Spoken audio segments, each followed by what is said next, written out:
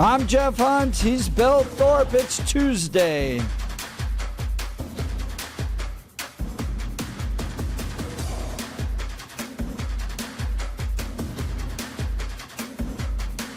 .710 KNUS in Denver.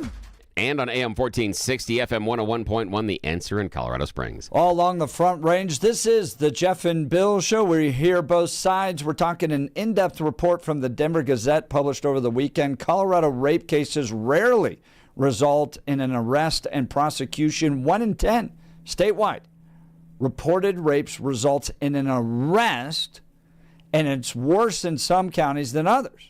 For instance, Pueblo County, 1 in 33 results in an arrest. And we've got some great text messages that have come in. Cap Hill Phil, I did some work on rape prevention in the 90s. It's a difficult crime to prosecute. Often the victim will choose not to follow through because of the continued devastation they suffer.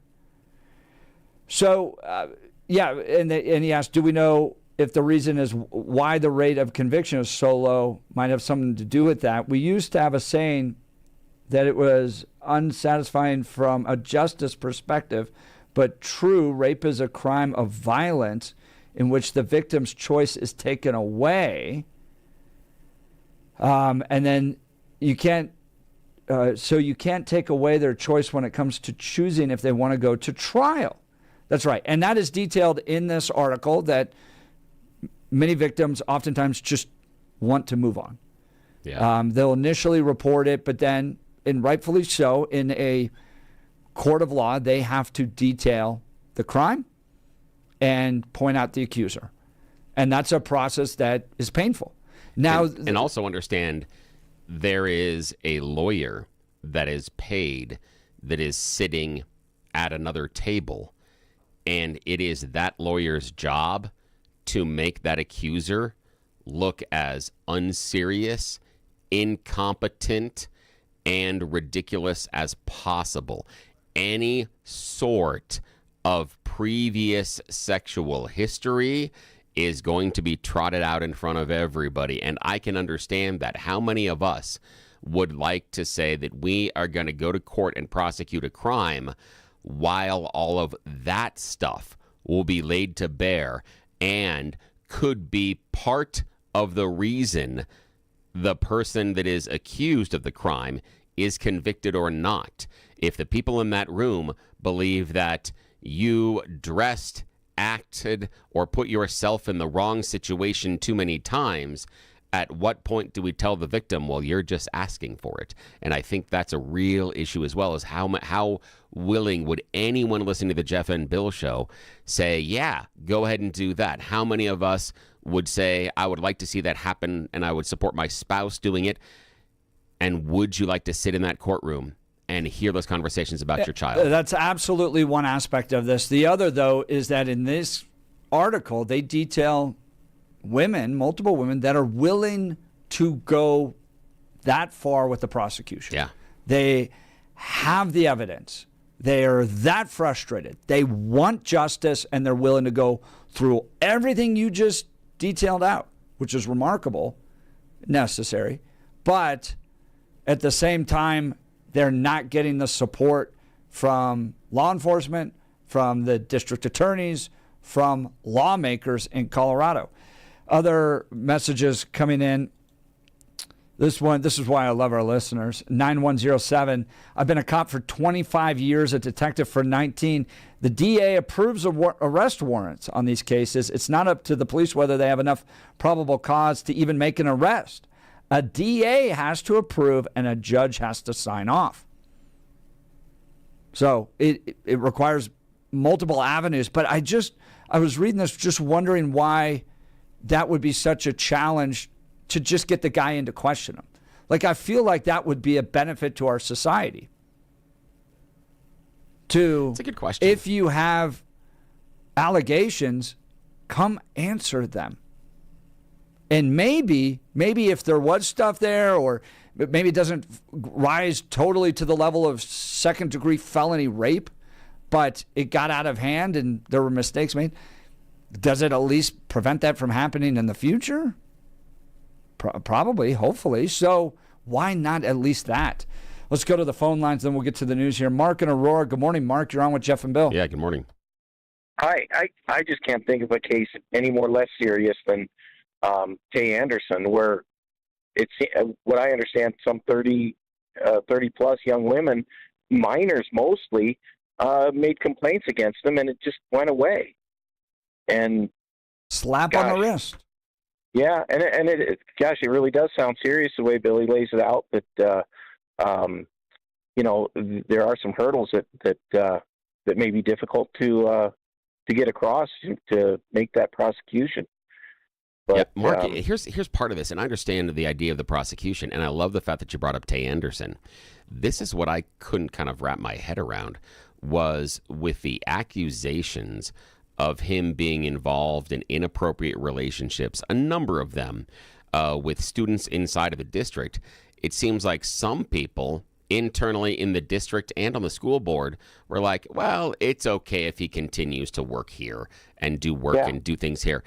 I can't wrap my head around that at all, because of, even if it wasn't illegal, just the types of relationships and even some of the allegations we had from the kids, like, why would you even allow the person to continue to continue in that role? Of power. Yeah. That's completely. I cannot understand that at all. Yeah. It blows my mind how some people can just slip through the cracks like a ghost. And in this case, like in Pueblo, 32 other people are slipping through the cracks because only 1 in 33 resulted in it. Mark, Aurora, I sure appreciate the call. Thanks so much. Mark. I got this text message, and this is, again, why I love our listeners, because, Bill, we actually have the best listeners in all of Colorado. Oh. How about this?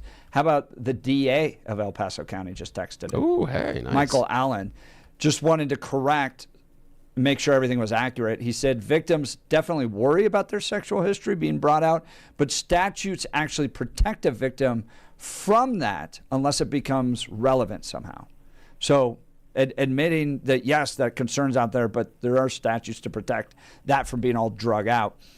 But then he also pointed out DAs don't approve arrest warrants because police have to develop probable cause, not district attorneys. So, again, I just, the spectrum is wide here, from second-degree felony rape, which is like the most violent, at least according to my analysis online, that was, like, that's the worst, to we went out on a date and it got out of hand and I wish it hadn't have gone that far. Okay? I understand the spectrum. In some of these cases where, and they're detailed in the Gazette here, where you have clear violence, you have bruising on the neck, why not just bring in the guy and give him a hard time? Even if you're concerned that it might not be convicted, you have a victim saying he did that and going, okay, I understand it. We might not be able to get all the way to a conviction. Can we take this a little bit more seriously and go, what the heck were you doing to her? She's got bruises on her neck. I don't know. It feels to me like we as a state could do better. All right.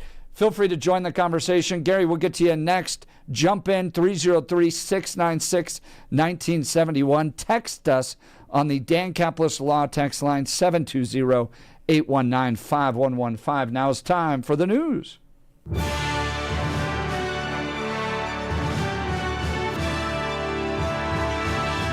Blake Olson, news and comment. Hey, good Tuesday morning, 42 with some rain in Denver, 40 in the Springs, expecting highs in the low 50s today. News sponsored by Pastor Camp Heating and Air Conditioning. For new home heating and cooling system, contact your Lennox dealer. Pastor Camp Heating and Air Conditioning at pastorcamp.com. Conditions apply. See dealer for details. Our top story, the U.S. Embassy in Jerusalem says it cannot evacuate American citizens from Israel. The embassy informing those making their own security plans that the Israeli Tourism Ministry has begun operating shuttles to a border crossing with Egypt, and Americans could register on the passenger list. However, it warned that, quote, if you choose to avail yourself of this option to depart, the U.S. government cannot guarantee your safety, end of quote. The president says it's too late to hold any discussions with Iran. In a post on Truth Social, Trump said this morning, now that the country's air defense, Air Force, Navy, and leadership are gone, they want to talk, but he said that won't be happening. Operation Epic Fury continues. Rocking Tehran and other cities, as the Pentagon raised the death toll to at least 6 U.S. service members killed by an Iranian attack on a base in Kuwait. President Trump says the war could last 4 to 5 weeks or longer. The administration is set to brief all of Congress today on the strikes against Iran. Lawmakers are also preparing to vote on a war powers resolution that would limit President Trump's authority to carry out more strikes with congressional approval. It's unlikely to pass. Stocks sinking on Wall Street as the conflict rages on. The Dow has been down over 1,100 points at times today. The S&P 500 has been down over 2%, and the NASDAQ is going crazy like my computer right here. And what was the NASDAQ? Oh, NASDAQ has been 500 points lower at times. The president is welcoming Germany's leader to the White House today. Homeland Security Secretary Kristi Noem is testifying before Congress. Noem is facing the Senate Judiciary Committee as DHS remains unfunded, with Democrats demanding changes to ICE immigration enforcement operations. 2 women convicted of stalking an ICE agent in Southern California are now awaiting sentencing. Cynthia Raygoza of Riverside and Ashley Brown of Colorado were convicted last Friday. A third suspect was found not guilty. Last August, you may remember this, Raygoza and Brown followed an ICE agent from downtown L.A. to his home while live streaming themselves on Instagram. And they wonder why they want masks. They also provided directions to the home during the live stream. They each face up to 5 years in federal prison, with sentencing scheduled for June 8th. Hoops last night, the Nuggets beat the Jazz 128-125. Jamal Murray scored 45 points. And college basketball heating up this weekend with conference tournaments. First, the Big Sky tourney for UNC, and then you got CSU, CU, Air Force, and Wyoming in their respective conference tournaments next week, and it shifts into high gear as the tournament heats up and gets started with Selection Sunday on March 15. Avalanche over the Kings last night on the ice, 4-2, 40 in the Springs, 42 in Denver.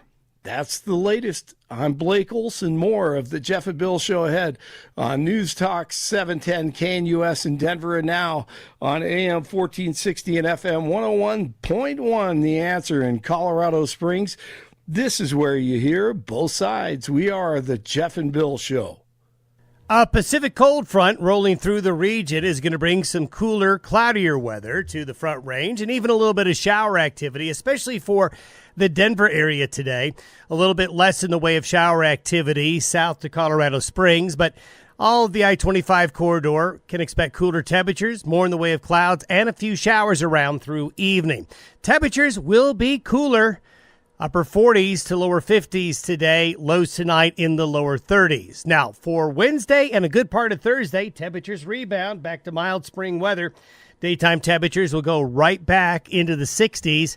Thursday night, rain and snow showers late, a better chance of rain and snow with a secondary storm system, this one stronger and colder. So rain and snow chances will be going up along the Front Range for Friday into Friday evening, starting as early as Thursday night. Meteorologist Don Day in the 710 KNUS Weather Center.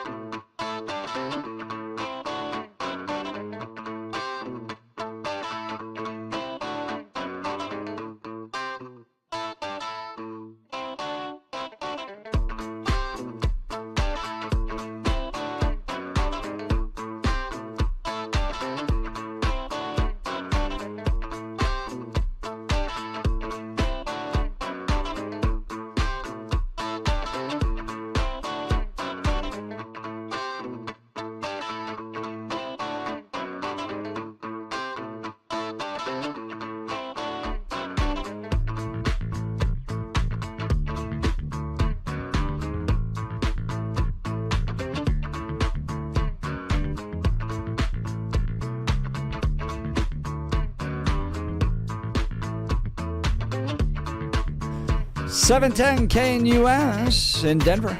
And on AM 1460, FM 101.1, The Answer in Colorado Springs. All along the Front Range, this is the Jeff and Bill Show, and the debate's hot today, and it started during the last hour. We'll just continue with it because the phone calls are so hot.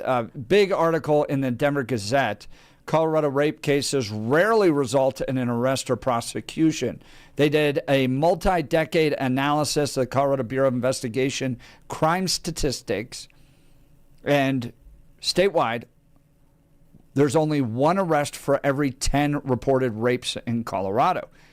And it's not the same for other crimes. Kidnapping and abduction, intimidation, all crimes against a person, aggravated assaults, simple assaults, negligent manslaughter, and murder and non-negligent manslaughter all result in much higher arrest rates. And now we're not talking prosecution and conviction rates. We're simply talking arrest rates. And it's a long article that explores lots of different aspects of this, from the fact that in some cases, the woman goes out with the man. It's consensual. The date is, but then it gets hazy and confusing as to whether or not there was consent given at the time of the assault, or you get into much more violent crimes that took place, but those not prosecuted either. And then it differs based upon county, which Denver doing better than some other counties, 1 in 6 arrests for every rape reports. But then you get to really bad counties, Pueblo County, 1 in 33. And it's kind of all over the board. Douglas County, 1 in every 14. Elbert County, 1 in every 2. Arapahoe County, 1 rape arrest for every 16 rape reports. Jefferson County, 1 rape arrest for every 9 rape reports. So what needs to change here? Phone calls, very hot. Text messages hot on this. Let's go to the phone lines. Gary and Thornton. Good morning, Gary. You're on with Jeff and Bill. Good morning. Hey, thank you, guys. Good morning. I got maybe an idea or a solution to what you guys are talking about, or we are talking about, okay?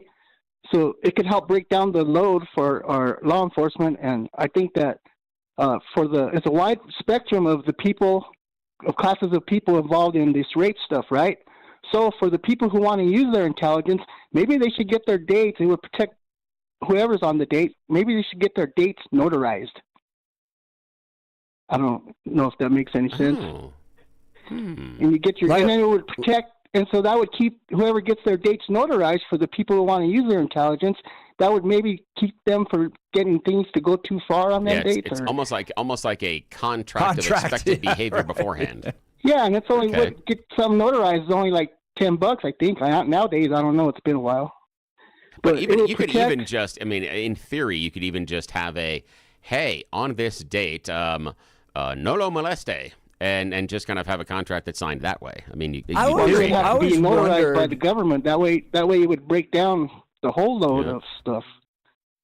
Yeah, and there's I don't know.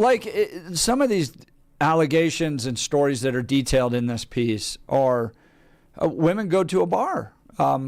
They don't intend to necessarily go home with somebody, but they get drugged. And that's something you got to be very careful about. And they never intended for this to happen. They went to go out with friends and somebody handed them a drink and they, Like Billy they always, wake up. Billy always says, they put themselves in situations. They got to prepare for that situation. And if they don't, I mean, what can you do? Yeah, there is, and I mean- it is awful that, you know, I've got a number of daughters, and I've talked to them about the idea that when you are out in public and watching your drink and never leaving drinks alone, the idea of making sure that there's some sort of a lid on top of it. One of my daughters, thankfully, has gotten into a new social circle where they're straight edge, so they don't do any drugs, alcohol, anything, and that's kind of the thrust of when they get together and go to concerts and parties. It is a completely sober event. She just went to a completely sober concert this past weekend. No alcohol is served on premises. No alcohol is allowed outside the venue, and no drugs as well. And they have a zero tolerance policy. So those type of things help. But yeah, But it's guys, the fact we have to, I understand it's wise to have these conversations. The fact we have to makes me very angry. And it makes me very angry in part because you have guys that are doing this regularly. Like we saw with the stupid guy online that date raped lots of women, the doctor, all that stuff. If this is happening regularly and there's guys doing this, we're clearly not prosecuting it enough. I think, and I want to hear your perspective. If you have somebody that's a serial rapist or serial drug date rapist, that type of thing, why don't we castrate them? They could violate people without having their stuff or whatever. yeah, I think That doesn't. Yeah, I think part of it is as you're saying there, Gary, that in many cases the crime of rape is less about the gratification sexually and more about the control. And so I'm not. What again, if you had to not fear against that? it, What but- if you had to fear that? Yeah, I can, but I'm not certain it prevents the core behavior. I'm not saying that I'm universally against it, but I'm not certain that it would prevent the core behavior. But it's interesting. Hey, Gary, thanks for the call, man. Appreciate it. Gary, what'd you guys get into the 9 o'clock hour? Forced I know. castration. Forced castration. Feel free to join the conversation. 303-696-1971. Text us on the Dan Capitalist Law text line, 720-819-5115. Speaking of that, 5090 saying, calling for some more back alley justice. Yeah, I agree. Let's talk Colorado Christian University. How should Christians navigate a world of division with faith, clarity, and hope? Join Colorado Christian University on March 13th at 7 p.m. for the President Speaker Series featuring nationally known commentator, author, and legal scholar Hugh Hewitt. For decades, Hugh Hewitt has interviewed America's top leaders in politics, media, and culture, and now you can hear him live. In his presentation, A Flock of Black Swans, a breakdown of American politics and modern journalism, Hewitt will offer sharp, thought-provoking insights drawn from decades at the forefront of media, law, and public discourse, exploring the unexpected forces shaping our political and cultural landscape. This in-person event tackles the big questions of our time: how Christians engage culture, speak truth with clarity, and live out conviction with grace in a divided world. This Christ-centered evening is open to students, families, and the entire community. Seating is limited. Don't miss this rare opportunity. Learn more and reserve your seat today at ccu.edu/Hugh Hewitt. That's ccu.edu/Hugh Hewitt. All right, more of the Jeff and Bill Show to come. You're listening to us on 710 KNUS in Denver. And on AM 1460, FM 101.1, The Answer in Colorado Springs. This is where you get to hear both sides. We've got Greg coming up next. This is the Jeff and Bill Show.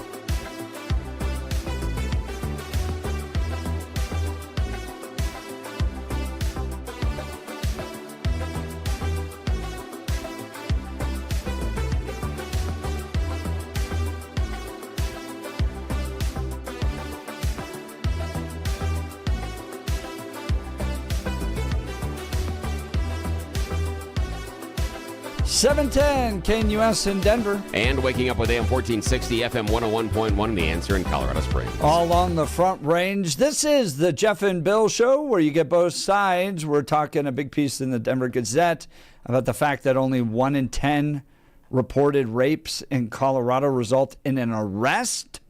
They did a big piece. It's worth your time.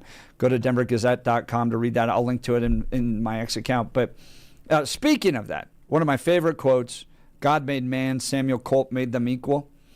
When it comes to protecting yourself and keeping yourself safe, you got to go visit my friend Wayne and his wife Susanna at the Gun Room.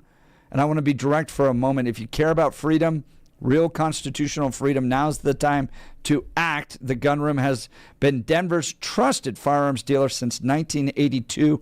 They have the widest selection of firearms in Colorado, over 1,000 in stock at any given time. And I want to speak particularly to the ladies out there. You got to have a weapon for self-defense. We're talking a very difficult subject, article in the Gazette about rape. Being able to protect yourself is paramount, critical. And you can feel intimidated walking into a gun shop, not the Gun Room in Lakewood. They pride themselves on helping first-time gun buyers find the right weapon for themselves. They're not going to intimidate you, make you feel like you don't know what you're talking about, any of that stuff. They're there to answer questions for you. They buy, sell, and consign all firearms, vintage, modern, hunting, tactical. They do it the right way with knowledgeable staff who actually care. They'll also help families navigate gun collections after losing a loved one. With heavy restrictive gun laws looming, more red tape and more hoops for law-abiding citizens, the smart move is to buy now while your choice are still yours. And instead of giving your money to a big box chain, support a local family-owned shop that's been fighting for responsible gun ownership for over 4 decades. Visit denvergunroom.com or call them at 303-237-1300. denvergunroom.com, 303-237-1300. That's the Gun Room, a Colorado original. Let's go to the phone lines. Greg in Lakewood. Good morning, Greg. You're on with Jeff and Bill. Morning. Good morning, guys. You know, Weiser's already admitted that it's going to take a lot of work. It's very difficult to get a conviction. I could just hear Brockler gritting his teeth. It's obvious that Weiser doesn't want to do the job. He's not, as Brockler pointed out, he has very little experience as a litigator. This job that he has is merely a stepping stone for him to get to the governor's mansion, and everybody knows that. He is always doing what is politically correct. He's always going to do what his donors want him to do, and he has no interest in doing his job. He has no interest. That's it. I mean, Greg, to that point, I want to bring up this aspect of it. Where are the women? Raising hell about the fact that we have this problem in our state. This is what happens when you have political activists that are your state leaders like Phil Weiser. You know, I'll prosecute you on the 3rd car theft type of stuff, where you have a report that comes out that says 1 in 10 rapes results in an arrest. 1 in 10 reported rapes results in an arrest. And where are the women, the feminists, stepping up going, this is unacceptable in our state? I don't hear them. Well, it's obvious that not Weiser, but his subordinates, when they interview these women, are telling them how difficult it's going to be to make the prosecution stick. They basically talk them out of pressing charges, is what they're doing. And here's another thing. You think if Kay Anderson had been white, that they would have just gone after him with both barrels. They would have crucified him up and down. But again, Weiser's not going to do anything to upset the woke, and because he's not interested in doing the job. This is just a resume builder for him to get into the governor's mansion. Period. Greg Lakewood, thank you for the call. Yeah, I appreciate thanks, it. Greg's line is open if you want to jump in on this, 303-696-1971. No, there's a complicated factor here that, look, rapes are going to be prosecuted at the county level. But do you think the state leadership's doing enough to turn this around? Do you think, Bill, that this article in the Gazette lands on the desk of Jared Polis and Phil Weiser, and these guys pick up the phone and start going, we got to do something about this. We got to change this, because there's a bill being introduced right now, but it really seems to be a baby step where it just says, all right, women can testify in their rape cases virtually. They don't have to be in the courtroom. But do you think Phil Weiser and Jared Polis are going to be making calls saying, hey, guys, this is unacceptable. 1 in 10 rapes gets arrested. We got to turn this state around and make it safer for the women? No, but I can't imagine many people making that call. Again, because I feel that as a society, we've decided that on some level we don't care about this, that we are okay with it. And it's hard to prosecute, and it's difficult for the women. And I appreciate the DA texting in earlier that you can't go back through sexual history, but you can go back through other history. And it is going to be the defense's job to make you look as unhinged as possible. And all the number of times you might have complained about something on social media, all the times you might have posted something that looks a little bit unhinged, taken out of context, the number of times you've complained about something you have no control over, or just made a false accusation about anything. The idea that, let's just pick your favorite president that you dislike, either it be Clinton or Trump, and just accuse them of raping someone. There are allegations that are circling around both of them. And so any of that, you put that on social media, that's going to be brought up. And look at the false claims that this person makes and the conclusions they come to. And I think that as a society, we've made it very difficult. And it's not one side of our political system or the other, because I go back to even as recently as the Me Too movement, and that became problematic because it was an assumption of guilt without proof positive. It became a moment where the allegations were just enough to convict someone or remove someone. And that's problematic as well. And so there's some blowback from there. I mean, think about the blowback we have currently from DEI. If you call someone a DEI hire, it's originally now assumed that they're not qualified. They were placed into that role. The reason you use it as a pejorative of DEI hire is because it's done to make it feel like that individual could not have achieved that job without. And the Me Too movement, in many ways, became that as well. That, oh, that person was Me Too'd. That person was Me Too'd as well. And during that Me Too movement, how many times did we, and I'm using the royal we as a society, start doing a gradient level of behavior and saying, well, this person doesn't seem to be paying the price, so is it fair to have this person that seems to have done something a little bit less pay a price for it? So when we start doing that, we start giving ourselves permission to not charge anybody for it. So I'm not certain that we even take it seriously enough. I don't think that we care enough. Well, I agree with you on that. I agree with you on that, and I think things need to change. I want to thank the Denver Gazette for highlighting this issue. I love doing a deep dive. I love it was really deep. And friend of the program, IT genius Mark Crowley, and former Denver police officer walked in and said that was hard to read. The article? Yeah, so understand. That's how well they did their reporting.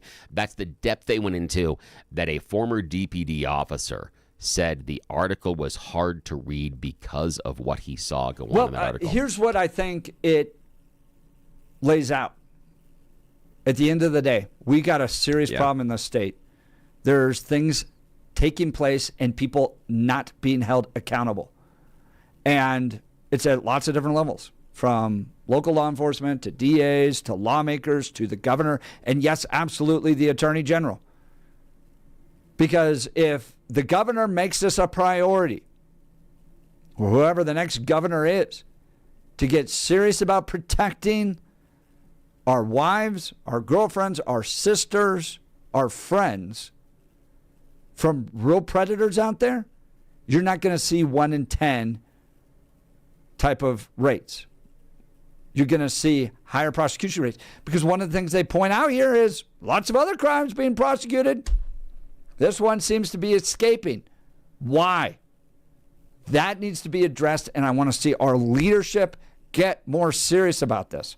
All right, let's talk Gyrie's, folks. My wife and I had a fantastic experience at Gyrie's. They're all over the Denver metro area. We went to the one in Parker where we got to sit down with a professional designer who showed us an incredible selection of Hunter Douglas custom blinds, shades, and shutters. Guys, the quality on Hunter Douglas is outstanding.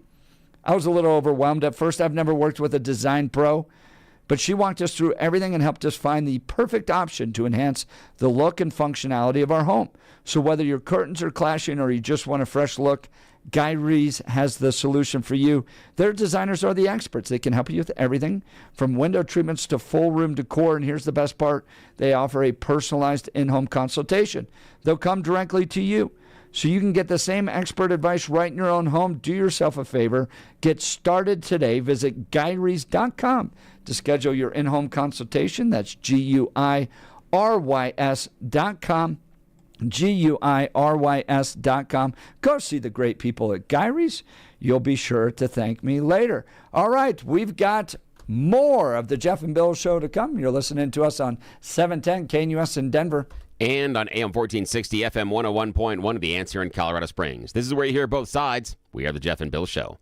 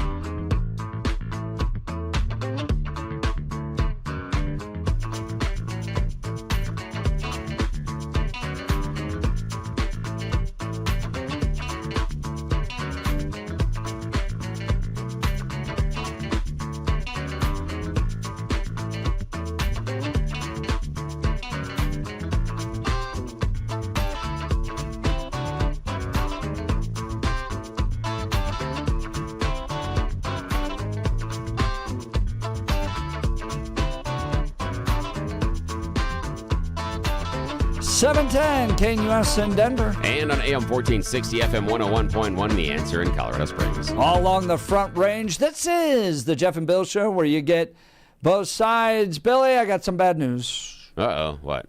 Another wolf dead. Oh, that's unfortunate. What happened this time?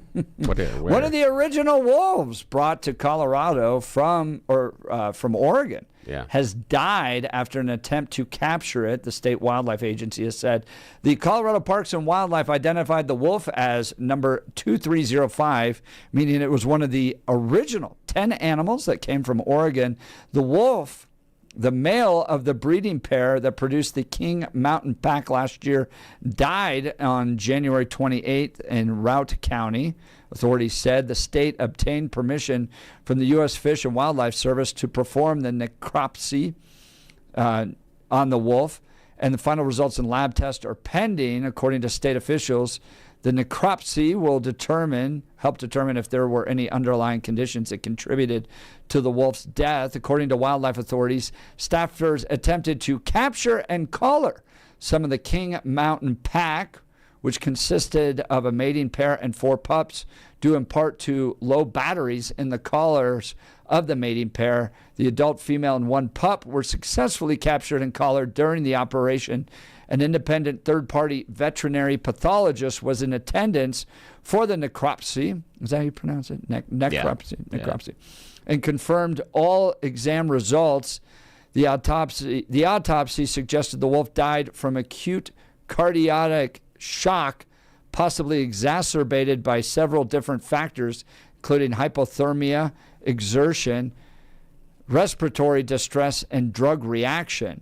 After the wolf was captured, he was observed to be running a fever, and cooling measures were initiated. However, the wolf had no pulse and wasn't breathing. Yeah, and basically it's a fancy way of saying that there may have been a heart condition previously that could have been influenced, but us chasing him around and making him very stressed didn't help at all. Right. That didn't help. That wasn't. Oh, another one. That's disappointing. And another one. It's sad for me that the wolf lost his life because we were trying to track them and put the collars on and put the batteries in.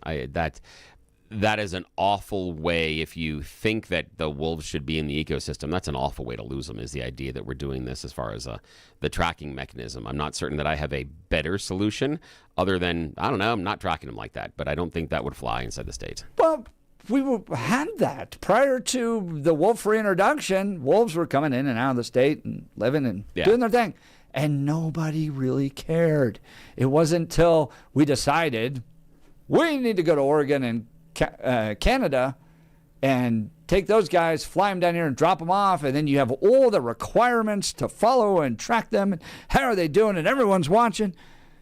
We could have just let nature take its course. I feel, as somebody who's generally an animal compassion guy, people joke we have like the pro-life ranch because nothing ever dies on it.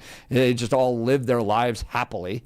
But and if anybody's sick, they just go to live in another farm at another place where they live at. Yeah. That's what we tell the kids. That's what we tell the kids. That's right. So I feel like I'm generally pretty compassionate, and I feel bad for these wolves because they were living their lives fine in Oregon. They were living their lives fine in Canada. In fact, it was going so well in Canada, they were decimating the caribou population up there. And so we decided, in our great compassion, to chase them down with helicopters, trank them, load them up, fly them all the way down here, drop them off in totally unknown places, hope that they would make it, chase them around to try to update the batteries in their collar, and they end up dead. Yeah, the only pushback I have on what you said there is the idea of letting nature take its course, because it's not, the reason they're here is not necessarily because of nature, but because of us. And so that gets into a larger esoteric discussion about our role as far as, are we part of nature's solutions for things?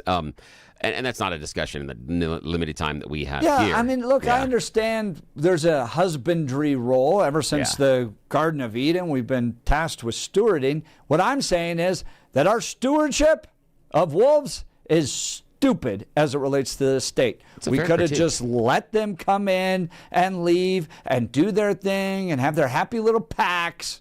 But instead, we chase them around in the middle of winter in Canada with helicopters tranking them, flying them down here. It seems to me it is the epitome of animal cruelty. There are some questions about the efficacy of moving. One, they would come into an area in which they don't have a lot of competition, but different location, different hunting. Yeah, there are some things. I do think that a lot of what we did based on the wolf reintroduction was built on some good ideas with absolutely poor execution in so many different levels about how they brought in the wolves here, and also the difficulty with getting some of the ranchers reimbursed for losing some of their livestock. Also, questions larger about where and how some of the populations were dropped in and how close it was for them to visit the buffet of the farms. Yeah, I've got some questions there as far as if we were going to do this, perhaps we start it in some very, very remote populations and some very remote areas where that's not going to be an issue so quickly.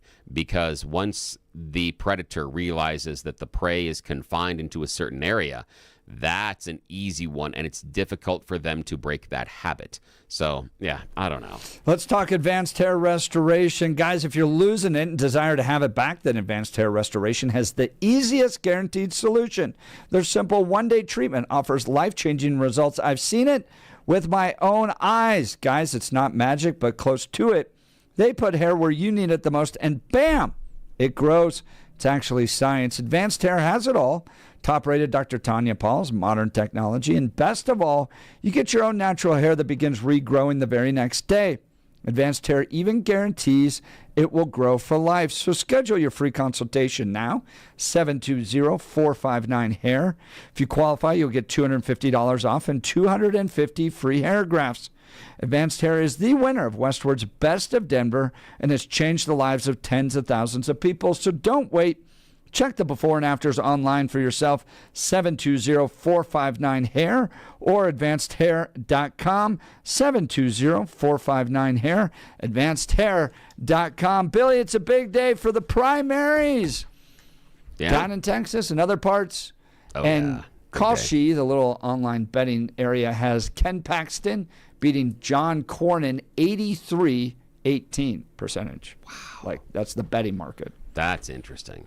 That is interesting because there's a level of, again, just scandals and questions about personal behavior in and out of marriage. And, this is where I'm going. I am surprised that inside of the GOP, the party that when I was growing up was the party of character counting. Now that doesn't matter at all. I'm not surprised when it doesn't count on the Democrat side of things because during my formative years, that was never the issue. I mean, I remember, and as difficult as this is, I remember, reactions post, it wasn't contemporary at the time, but I remember the fallout later on and growing up and always it being referred to, the Kennedys, and especially Ted, and things, and not being held responsible for poorly driving an automobile, and that's about as far as we'll leave that one. So character, when I was growing up in my formative years, character never really seemed to matter to the extent on the Democrat side that it did on the GOP side. And I am fascinated that inside of both political parties, there seems to have been a complete and total erosion of that principle. I'm shocked that it's happened inside of our lifetime, but I'm shocked we also have legal pot. I never would have bet on that as a 16-year-old. Never would have bet on that what would happen in our lifetimes, ever. So I'm not saying I'm any sort of soothsayer or genius at all. Not at all. I'm surprised often. And in the Texas Democrat Senate nominee, who's going to be that? Well, once again, the progressive white male holding down the black woman, James Tallarico, likely to beat Jasmine Crockett 86-15 at this point. That's interesting. And I'd love to do a post-mortem, and maybe you and I just from a distance, but I would love to have some people that were inside the district to do a post-mortem on where Crockett got sideways with her representation, because we saw her become an outsized Democrat voice. Normally, that can lead to some safety inside of your particular constituency, because you're out there and you're giving them all, oh, yeah, fight for us. But how was her attention seen as a negative? So whatever she was doing on the national stage, I am reading that primary, at least the betting market, as a negative, that the constituents saw as a negative. So maybe tomorrow, my friend, we can talk about that and do a little Yeah, postmortem we'll on what dive happened. into all this. It's an important day for primaries across the country, not necessarily here in Colorado, but it gives you a sense of the winds blowing in the political spaces and how that could affect ours. The primaries in Colorado won't be until June, late June. So we've got some time. And tonight's impact will definitely affect Colorado's primaries moving forward. So we always want you to be a part of the conversation. It's what makes us the top talk radio show in Denver. We'll be back tomorrow. You're listening to The Jeff and Bill Show, News Talk 710, KNUS in Denver. And on AM 1460, FM 101.1, The Answer in Colorado Springs. This is where you get to hear both sides. Can you believe it's only Tuesday? Seems like the second Tuesday already of the week. I don't know. We'll see you tomorrow. Have a great day. Jeff and Bill Show.